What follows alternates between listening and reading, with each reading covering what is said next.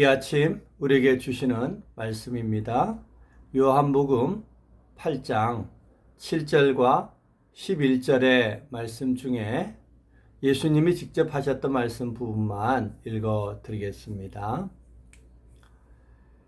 너희 중에 먼저 죄 없는 자가 돌로 치라.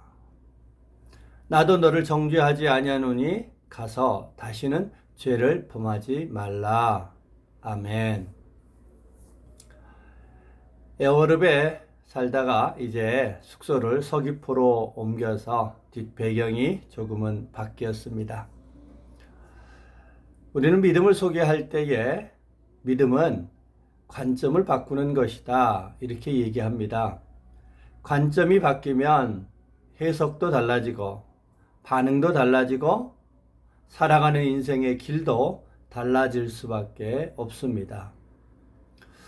저도 목회를 하면서 믿음은 관점이 바뀌는 것이다 들었고 또 말했고 저 자신한테도 숱하게 적용해 보려고 노력했습니다. 그런데 많은 것들은 잘 되는데 잘 안 되는 한 가지가 있더라고요. 그것은 다름 아닌 사람을 어떻게 볼 것인가 하는 것입니다. 저도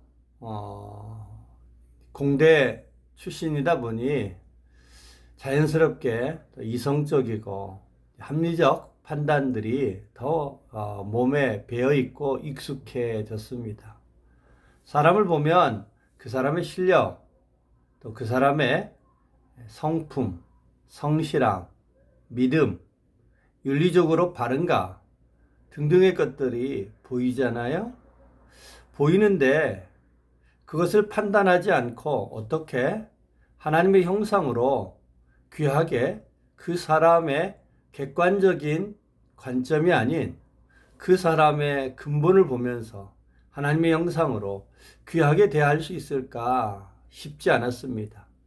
목회자에게서 그것이 저절로 되는 것은 아니지 않겠어요? 그것으로 씨름하고 있을 때 하나님, 모두가 하나님의 형상인데 저도 그렇게 보고 싶은데 하나님이 보는 것처럼 보고 싶은데 잘 안 되네요. 어떻게 해야 할까요? 이런 고민 가운데 있을 때 오늘 본문의 말씀이 저에게 큰 깨달음을 주었고 사람을 이해하는데 큰 지혜가 되어졌습니다. 오늘 본문의 내용은 우리가 잘 알듯이 현장에서 간음받은 여인을 붙잡아와 예수님을 당혹하게 만들기 위함이었습니다. 그들이 율법대로 돌로 치라 하면 사랑이 거짓이었다고 말할 거고 사랑으로 덮으라고 얘기하면 그러면 율법을 파괴하는 자라고 예수님을 공경에 처하게 하고자 현장에서 간음하는 여인을 붙잡아 왔던 것입니다. 그런데 예수님은 이 여인을 대하여 우리가 앞서 보았던 두 가지의 말씀을 통해서 새로운 면들을 우리에게 알게 하시는데 바로 예수님의 그 말씀을 우리가 이해하기 쉽게 빗대자면 예수님의 빛과 거울이다, 이렇게 말할 수 있습니다. 사람이 자기 얼굴을 보기 위해서는 반드시 빛이 있어야 되고요. 거울이 필요합니다. 저도 지금 호텔 방에 조명이 여의치 않아서 아침 창가에 빛을 통해서 영상을 찍고 있는데 우리의 얼굴을 보려면 반드시 이처럼 빛이 있어야 되고요. 그리고 거울이 있어야 볼 수 있습니다. 어느 빛을 밝히냐에 따라서 얼굴이 좀 더 밝아 보이기도 하고 붉게 보이기도 하고 또 아픈 환우처럼 또 창백해 보이기도 하죠. 예수님의 빛은 한마디로 얘기하면 가리는 빛이었다, 이렇게 얘기할 수 있습니다. 사람들의 빛, 세상의 빛, 이성의 빛 앞에서는 그 죄가 드러나게 만드는 건 맞아요. 그런데 그 죄가 드러나면 드러날수록 사람들은 돌을 들어요. 손가락질을 해요. 세상에 언론으로 그 사람 한 가정을 심판하게 되지요. 그런데 예수님의 빛의 특징은요, 분명히 드러나요. 아니, 그 한 여인의 죄만이 아니라 죄 없는 자가 돌로 치라는 말씀을 통해서 그 군중들의 죄까지 모두 다 드러나게 만들어요. 그런데 예수님의 빛이 갖는 특징은요, 목적이 다르다는 것입니다. 세상의 빛은 밝으면 밝을수록 그 사람의 죄를 더 적나라하게 드러나서 고발하고 그 사람을,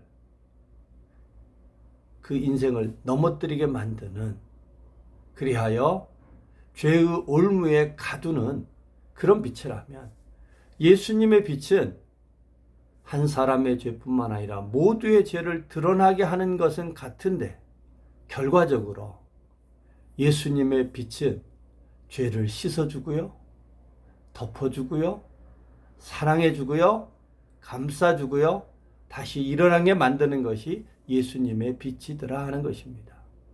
즉, 못 본 척 외면하는 것이 아니라 보는데 목적이 다른 것입니다. 그 사람의 부족함과 부끄러움과 연약함을 보는데 목적이 다르다는 것입니다. 내 안에 예수의 빛이 비춰지기 시작하면 나 자신뿐만 아니라 사람을 볼 때에 목적이 달라집니다.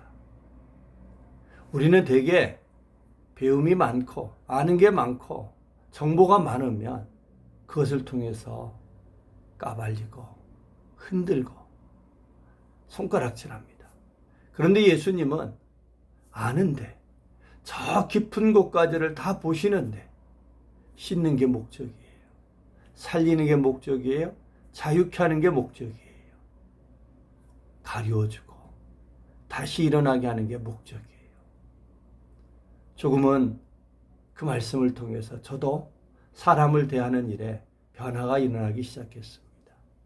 못 본 채가 아니라 정확하게 보는데 저 부분들을 바르게 하기 위하여 내가 무엇을 주는 것이, 때로는 알아도 말하지 않고 기다리고, 때로는 불편하더라도 말라고, 그 목적이 예수님의 빛을 담고 있다면, 그러면 사람을 대하는 바른 빛이 되겠다 하는 것입니다.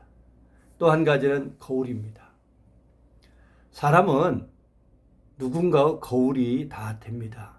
우리가 누군가를 만나고 오면 기분이 좋을 때도 있고 나쁠 때도 있죠. 그 사람이 우리의 거울이 되어주기 때문입니다. 그 거울이 무엇을 비춰주냐에 따라서 다릅니다. 동창회 갔다 오면 그 동창회에서 열받고 오는 이유는, 동창회장 가면 동창회장의 거울은 온통 소유, 자기 자식 잘된 것, 이런 것들만을 잔뜩 보게 만들잖아요. 오늘 무리들은 이 여인의 과거를 보게 합니다. 그가 현장에서 잡혔던 것은 단순히 그날만 실수한 게 아니라 쭉 그래왔던 것이죠. 그런데 예수님의 거울은요, 나도 너를 정죄하지 않으니 다시는 죄를 범하지 말아라. 마치 인생에 한 번도 죄 짓지 않은 여인을 기대하듯 예수님의 거울에 비친 모습은 거룩한 여인이었습니다. 이 여인은 당연히 사람의 거울에 비친 자신보다 예수님의 거울에 비친 자기의 모습이 훨씬 더 근사했고 사모했고 그 삶을 살고 싶어 했겠지요. 그리고 이후에 실제로 이 여인은 예수님의 발의 옥합을 깨뜨린 듯 자신의 삶을 거룩하고 저 하나님 나라에 귀한 하나님의 도구로 쓰임받는 그 복됨의 길을 걸어간 것입니다. 우리도 어느 거울 안에서 나를 보고 어느 거울 안에서 거울로 내가 상대를 비춰주게 할 건가에 따라서 사람에 대한 생각, 마음이 달라지는 법입니다. 우리 다 사람을 대하는 일에 쉽지 않을 것입니다. 우리 예수의 빛과 예수의 거울을 구하해 보십시다. 그러면 분명 예수님의 빛 아래서 모든 죄와 또 연약함을 합리적으로 보되 목적이 달라져서 어떻게 하면 살릴까? 어떻게 하면 씻어주게 할까? 어떻게 하면 더 복되게 만들까?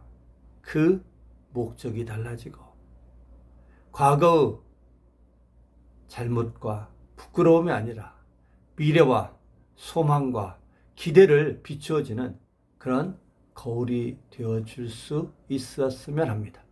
왜냐하면 우리가 다 할 수 있는 것은 예수님이 우리에게 그런 빛과 거울이 되어 주셨기 때문입니다. 우리가 주님을 조금씩 닮아서 우리도 예수님의 빛과 그 거울의 삶을 따라가 보십시다.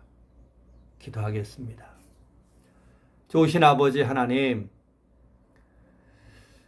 율법에 따라 돌에 맞아 죽는 것 마땅한 모두가 봐도 죄인이라고 손가락질할 여인이라 할지라도 예수님의 빛 안에서는 그가 씻음을 받았고 예수의 거울 안에서는 소망과 거룩함의 자신을 발견하게 했습니다.